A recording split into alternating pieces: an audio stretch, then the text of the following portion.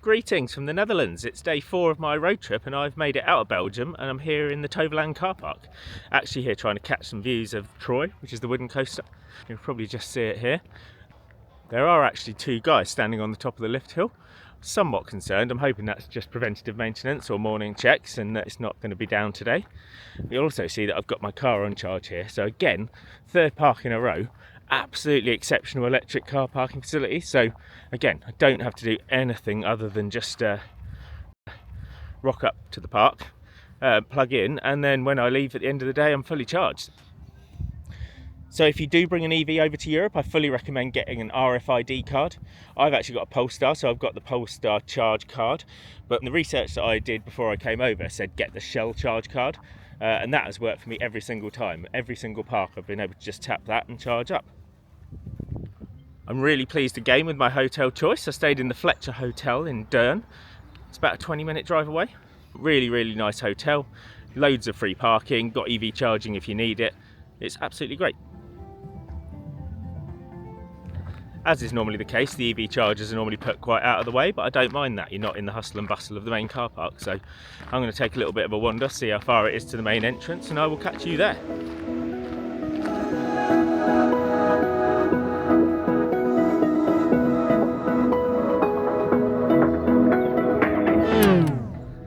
So I take that back. I've been walking about 60 seconds and I'm already at the main entrance. So yeah, really great place for the EV chargers.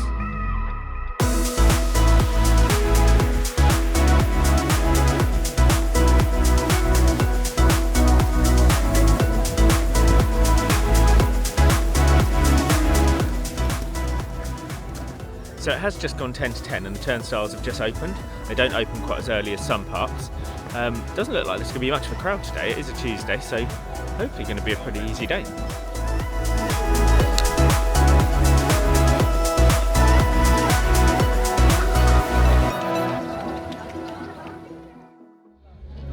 So we're through the turnstiles and so far it looks like it could be a pretty quiet day.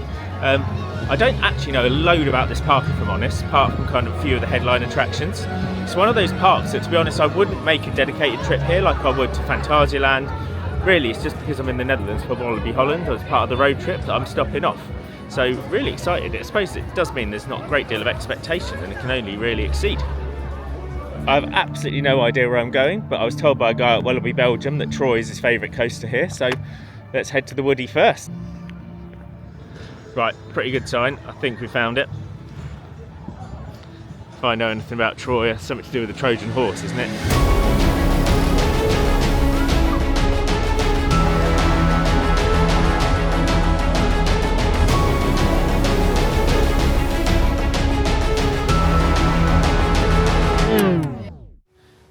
Right, we have some bad news, potentially terminal. There's a sign outside of Troy which says the ride is temporarily closed for maintenance and they apologise for any inconvenience. Now, it's not a given, but from what I know about that terminology, closed for maintenance is normally an all-day thing. That's not just late opening. That would be absolutely gutting because that's one of the 2 headline attractions here if that doesn't open. So I'm just going to keep my fingers crossed that maybe a miracle happens and it opens later. Now, while I'm walking away from Troy, I can see what looks like a big warehouse, and I believe that is a great big indoor area, and I think there's an indoor-outdoor log flume, which I think I can see the drop for. So let's go and see if we can give something like that a go and get our first ride of the day.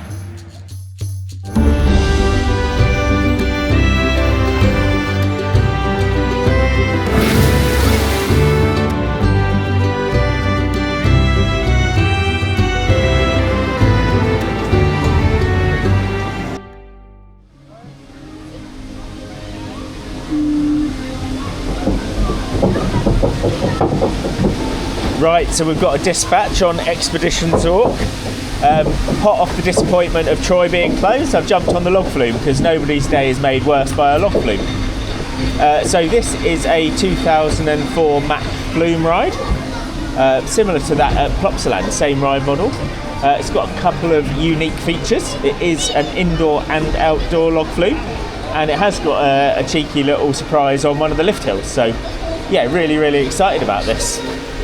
One thing I must say I'm exceptionally excited about is the theming. I can't believe for a relatively small park like this that they've gone to town on the theming. So while I say this was a 2004 log flume, it was actually rethemed in about 2021 to this new theme. It's all to do with a swamp monster, but really, really nice. Quite a magical kind of, kind of mystical, magical theming with goblins and swamp monsters. So we got the backward drop. Let's see how this goes. Whee! Oh! Not too bad. I'm sat in the back, so I just got a little bit of a sprinkling over my back, but not too bad so far. We'll take that. So it's not that unusual now to have a backward section on a log flume. Always makes it good fun. Means people in the front and the back get a good soaking. So yeah. Again, like I say, look at this theming. Really, really nice. Reminds me a little bit of some of the indoor sections at Fantasyland. I don't think this would look out of place at Europa Park or somewhere like that either. So here's the surprise. You don't get many turntables that actually sit mid-lift hill. So we're going to flip halfway through the lift hill from backward facing to forward facing. Nice bit of engineering. Seems unnecessary, but I appreciate it. Making our way up now the second drop. This is a 2-drop special. This lift hill is 15 metres tall, so decent size. As we make our way into the outside, we get some views of the rest of the park. Might be able to just see Fenix, the wind coaster just over there. And we're now about to hit our third turntable. Getting ready for the big drop. Could be a soaker. Single drop, there's no airtime here, it's just one big 15-metre drop. Here we go! Woo! Oh my god, that is wet. I am absolutely soaked. Yeah, the big 1-drop specials are, without the airtime here, are normally pretty soaking. So yeah, that's done me pretty well. But it's a lovely sunny day. It's not actually as warm as it looks. I actually started off in a t-shirt and I had to put my hoodie on. But in a way, that's probably a good thing because the hoodie is now taking a brunt of the wetness. Ah, water jet. Yeah, but look at that, look. Little animatronics there of the deer. Honestly, I couldn't be more impressed with this. This would not look out of place at a much heavily themed park. Nice little ride as we coast back to the station. So I'm pretty wet after that, but it was so much fun. I had a second lap. Really, really great little log flume. They all are really, to be honest.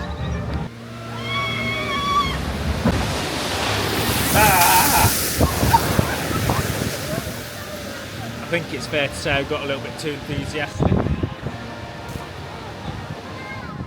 When I tried to get the shot of the splashdown.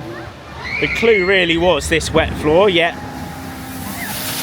that is where I decided to stand. And unsurprisingly, my shoes now are completely full of water. So that is 2 setbacks today, but we won't let it get us down. I always try to work on the basis that you shouldn't expect perfect. I'm obviously trying to take in 5 parks on this trip and 4 new ones, so it is inevitable that at least one of the coasters that I try and get will be down for maintenance or probably broken on the day I'm there. And so far, I've got 11 out of 11, and today is the first one that I've missed, so can't be disappointed. So once again, I don't know exactly where I'm headed, but this appears to be towards the back of the park, and the back of the park is where Fenix is, which is obviously the headline coaster of this park. I can see some blue track and I can see what looks like a wing over drop, so yeah, I'm going to head back there and see if we can get a ride on my first coaster of the day.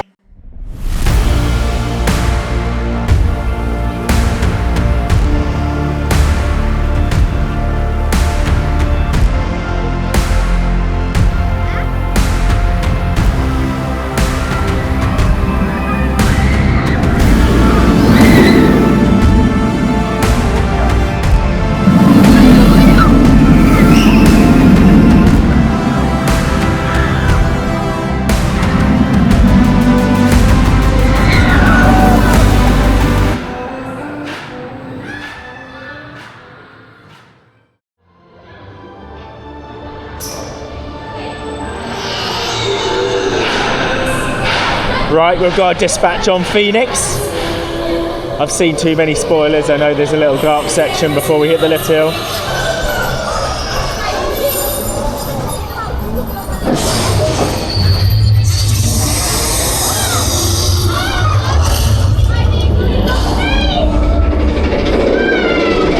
That is really cool.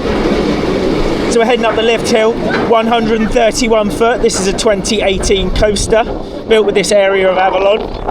Very similar to the Swarm, I'd say. I'm expecting it to ride quite similar. Got a lot of the same elements. Gonna turn right. Gonna start with an overbank, not an overbank. Gonna start with a wing over drop, same as the Swarm. I think this one turns clockwise. Yes, it does. Yeah. So we're gonna be going on the left seat over the top here instead of under. Here we go! Woo! Yes! Airtime hill! Woo! That's weird on a wind coaster! Head topper! Into the woman! Oh, into a helix! It's gonna get intense! Woo! 0G roll! Under a bridge for another head chopper! Oh, yes! Into the final turn! And we're back on the brakes. Oh. What a coaster that is. People say the Swarm is short, but that's no longer. Excellent, excellent coaster.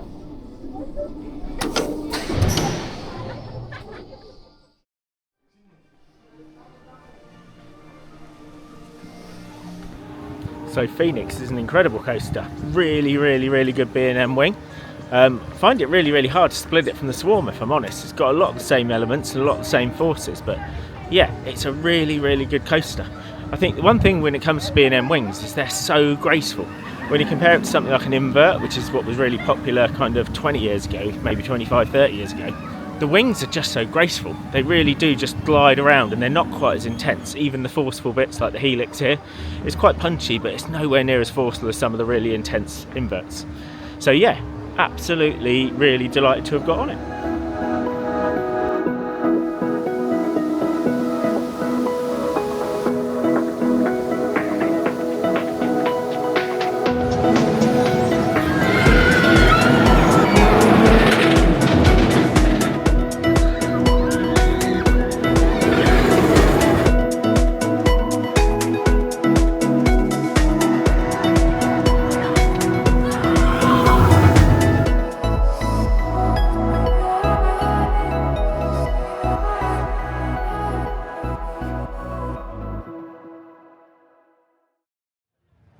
So I was just cutting through this area and I just spotted this little bit of track here. I don't quite know exactly what it is, but it looks like some kind of toboggan coaster.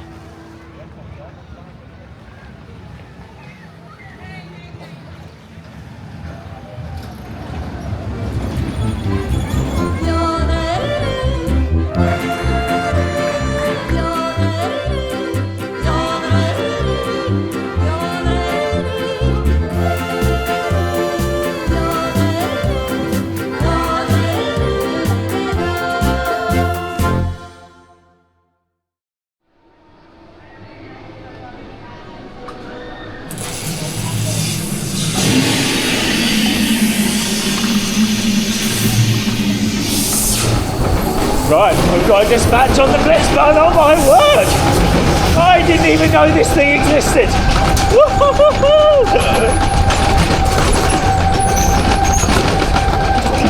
Oh my word! I genuinely didn't know this thing existed in the park. It's some kind of powered boxer. Normally these things have a lift up and they're gravity fed, but this is somehow powered. It's really, really wicked, really fun. Oh, bumpity bumpity. Camera. Oh. I'm really worried that I'm going to plough into the back of someone because some people hit the brakes and they're a little bit nervy. No, we're good. We've got to run. Woo!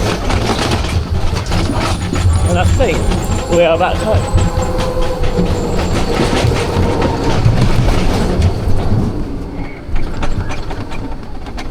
I don't even know if that counts as a coaster. It's not really gravity led, it's not really a powered coaster I suppose, but I don't know.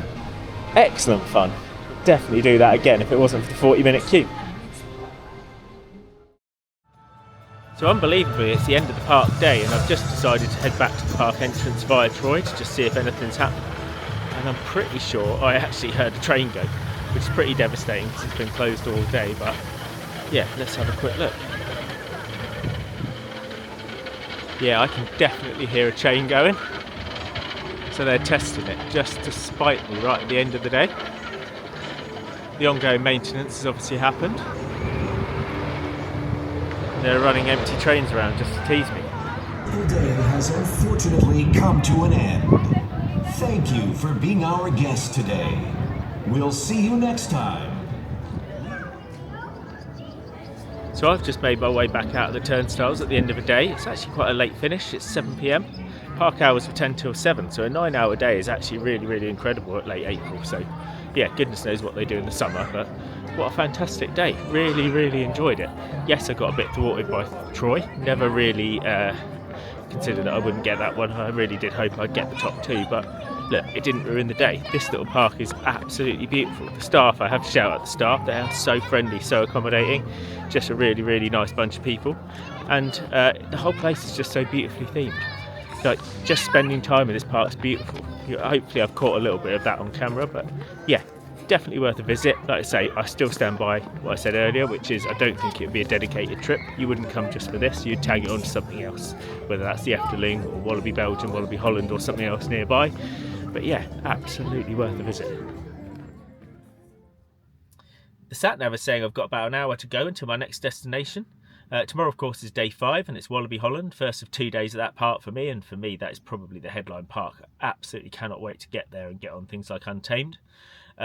It's quite a long way, so what I've done is, after all the driving I did yesterday, essentially driving from Brussels to Eindhoven, is I booked myself a hotel halfway now. So I'm actually only driving halfway to Amsterdam, to a place called Arnhem, I think, and I've got a hotel there. So it leaves me about an hour drive now and about an hour drive in the morning.